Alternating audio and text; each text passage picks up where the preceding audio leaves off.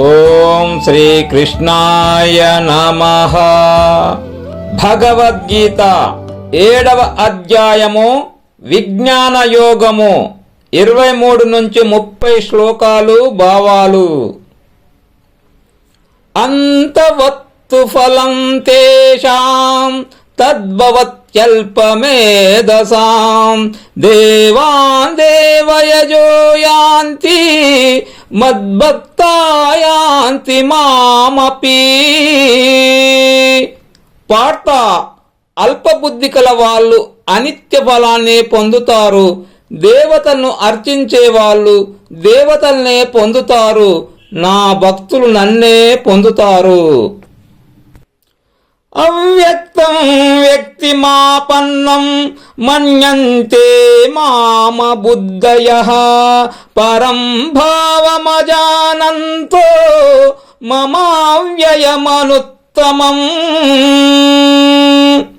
పార్త, నా స్వరూపము నశించనిది, మహోన్నతమైంది, ఉత్కృష్టమైంది.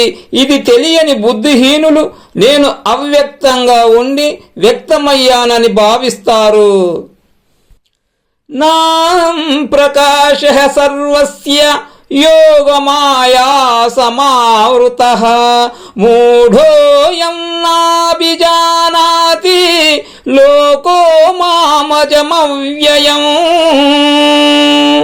అర్జున, నేను ఎవ్వరికీ కనిపించను. యోగమాయ బుద్ధిని కప్పేస్తుంది. నేను పుట్టుక లేనివాణ్ణి, నశించని వాణ్ణి. ఈ తెలివి తక్క లోకం నన్ను తెలుసుకోలేదు. వేదాహం సమతీతాని వర్తమానాని చార్జున భవిష్యాని చ భూతాని మాంతు వేదన కచ్చన. అర్జున, గతంలో ఉన్న వాళ్ళు నాకు తెలుసు, ప్రస్తుతం ఉన్నవాళ్ళు తెలుసు, భవిష్యత్తులో ఉండబోయే వాళ్ళు కూడా నాకు తెలుసు. నన్ను మాత్రం ఎవ్వరూ తెలుసుకోలేరు. ఇచ్ఛాద్వేష సముత్తేన ద్వంద్వమోహేన భారత సర్వభూతాని సమ్మోహం సర్గే యాంతి పరంతప. పరంతప, పుట్టుకతోనే సర్వ ప్రాణులు సుఖదుఖాదుల మోహంలో కూరుకుపోతున్నాయి. భారత, ఈ మోహానికి రాగద్వేషాలే కారణము.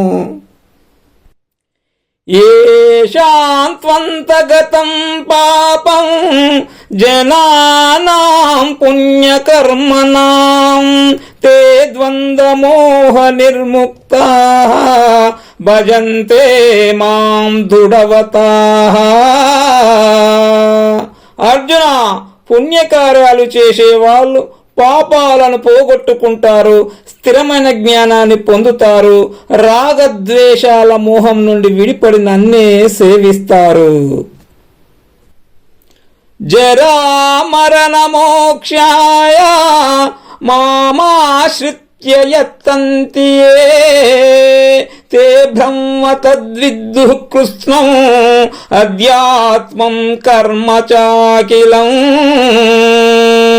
అర్జున, జరామరణాలు లేకుండా చేసుకోవాలని భక్తులు నన్ను ఆశ్రయించుకొని భక్తి చేస్తారు. వాళ్ళు బ్రహ్మమును, ప్రత్యగాత్మను, సమస్తమైన కర్మను తెలుసుకుంటారు. సాధిభూతాదిదైవం మాం సాధియజ్ఞం చ యే విదుః ప్రయాణకాలేపి చ మాం తే విదుర్యక్తచేతసః.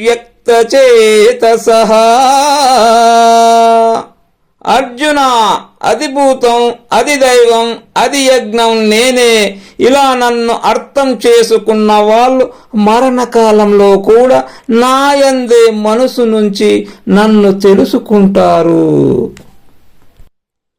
ఓం తస్సైతి శ్రీమద్భగవద్గీతాసు ఉపనిషత్సు బ్రహ్మ విద్యాయాం యోగశాస్త్రే శ్రీకృష్ణార్జున సంవాదే విజ్ఞాన యోగో నామ సప్తమోధ్యాయః.